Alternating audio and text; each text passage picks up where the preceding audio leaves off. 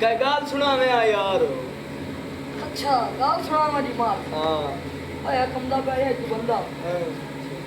बंदा है कमदा पे आए हाँ शो जेब कटी गई यार। अच्छा। मैं गेट मगर जाग गया ना उसको पूछा हाँ। यार की बने उस तक मेरी यार जेब कटी गई तो पैसे निकल गए हाँ। की करिए जो बोलेगा तेरी गाल समझ तू को छोरा माया सुना चंगा। गगरी नहीं गाती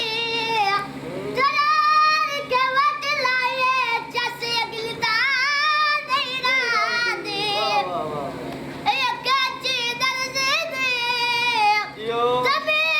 ये सत्तर वजड़ा जुमिला ला मर्जी दे वाह वाह वाह गगरी नहीं गाती चरार के वट लाए जैसे अगली तार नहीं राते वाह वाह और छोरा तू काय गाल सुना भाई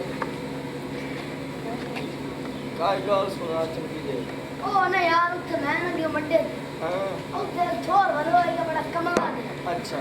ओ दिन अल्लाह भाई मैं ना ओ भाई बदो अपना किसी यार कमला सेना है अच्छा तो यार ना कोई सब शाम मरे ने ओ दिन मैं बड़ा बैठो अच्छा ओ जेड़ा ते कमला है हाँ अच्छा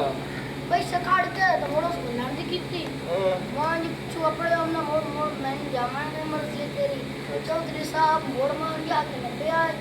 और मोड़ में इतना बढ़ाया है ना अच्छा कि कई गाल नहीं हाँ त्रे गाल कितने सोर सवाब की से समझ गए हां जिसे जाओ मेरे किसी ए आज तू एक बंदा बंदा ब्या या तू सतरे गाल सुनाई है काई जास नहीं आई मेरी भी काई नहीं आई ओ तू एक बंदा बंदा पै जे शाम ਤੁਹਾਡੇ ਕੋਲ ਲੱਗਣ ਲੱਗੇ ਨਾ या ਤੂੰ ਸੌਂ ਪੈ ਜਾਵਣਾ ਮੋੜੋ ਤੋਂ ਪੁੱਤਰਾ ਚਾਰ ਗੱਲਾਂ ਸੁਣ मेरी बोल दे